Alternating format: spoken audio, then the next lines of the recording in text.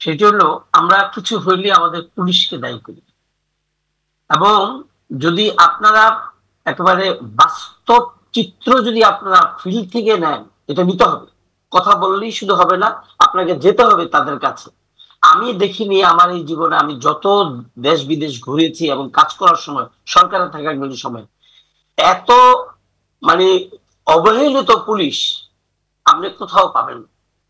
আপনি দেখবেন সারাটা দিন এই ছেলেগুলো রাস্তার ভিতরে আপনার সমস্ত এনভায়রনমেন্টাল সিচুয়েশন গুলাকে তারা চ্যালেঞ্জ নিয়ে তারা কিন্তু রাত্রে যখন ফিরে যায় তাদের আপনার ইতে হোস্টেলে বা তাদের ইতে, আপনার একটু খবর নিয়ে দেখেন যে তারা কেমন আছে।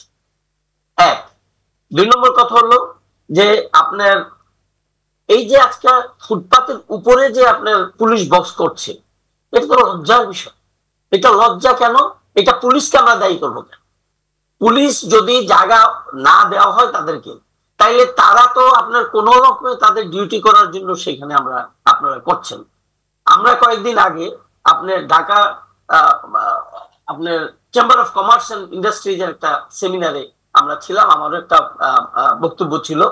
সেখানে দেখেছি ব্যবসায়ীরা এখন অ্যালার্ট হয়ে গেছে। ব্যবসায়ীরা এখন মানে আপনার কি বলে এটাকে, তারা দে হ্যাভ বিকাম হেল্পলেস, যে আপনার যানজটের কারণে তাদের ব্যবসায় একটা বিরাট ধস নেমে এসেছে। সেই ঐতিহ্যবাহী ঢাকা সিটি, পুরানো ঢাকা সিটি আপনার বসে যাচ্ছে।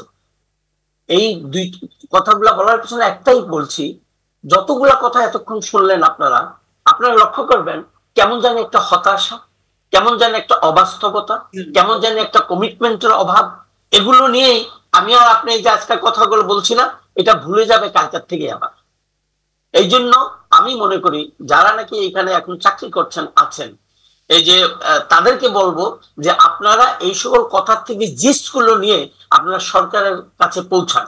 এই যে একটা কথা আসছে না, আপনার সুপারভিশন, অর্থাৎ আপনার একটা কাজ হলে এটাকে টোটাল সুপারভাইজ করার জন্য যে একটা প্রয়োজন, এই জিনিসটা কিন্তু আমাদের দেশে খুব অ্যাবসেন্ট। আমরা কি করি, যারা চাকরি করে তাদের মাধ্যমে একটা সুপারভাইজারি কাজ দিয়ে দিই, তারা করে না।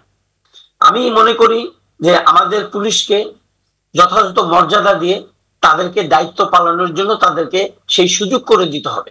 আমি ছোট্ট একটা কথা বলি, যদিও এটা আপনারা কেউ মাইন্ড না করে।